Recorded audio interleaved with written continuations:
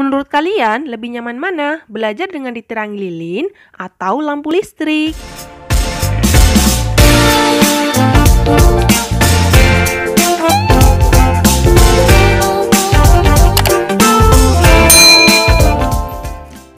Apakah keberadaan listrik bermanfaat bagi kalian?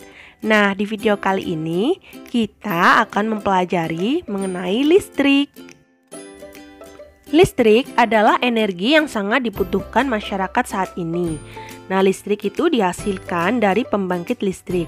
Nah, tahukah kalian apa itu pembangkit listrik?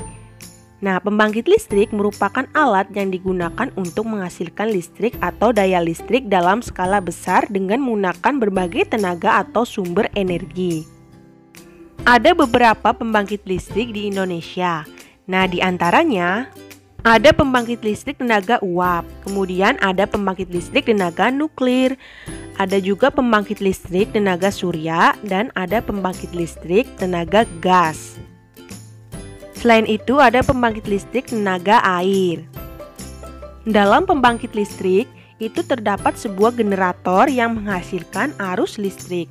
Nah, arus listrik ini yang dihasilkan oleh generator kemudian didistribusikan melalui gardu-gardu listrik dan kabel listrik ke berbagai daerah sampai di rumah penduduk, perkantoran, perindustrian, dan tempat lainnya.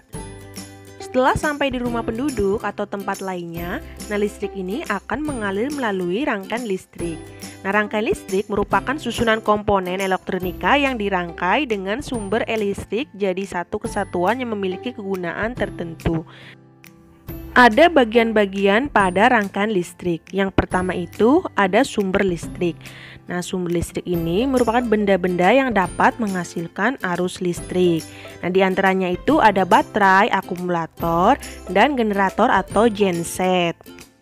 Bagian listrik yang kedua ada penghantar. Nah, merupakan zat yang dapat mengantarkan arus listrik.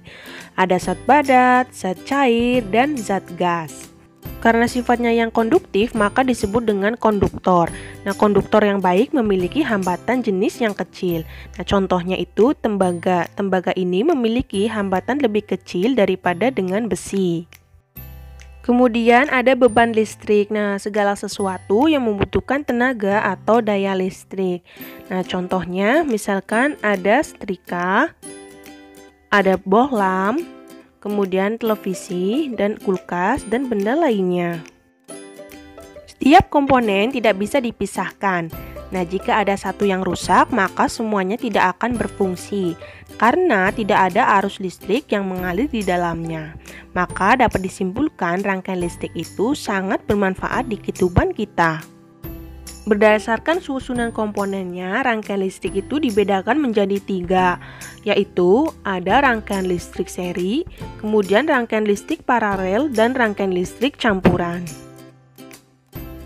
Rangkaian listrik seri merupakan rangkaian yang disusun secara berurutan. Sebuah baterai memiliki kutub positif dan kutub negatif. Nah, kutub positif memiliki potensial yang lebih besar dibandingkan dengan kutub negatif. Nah, bila sebuah baterai dihubungkan dengan sebuah lampu dengan menggunakan kabel, maka akan terjadi aliran listrik. Nah, aliran listrik ini berasal dari kutub positif menuju kutub negatif baterai. Nah, dengan aliran listrik ini, maka lampu itu akan menyala.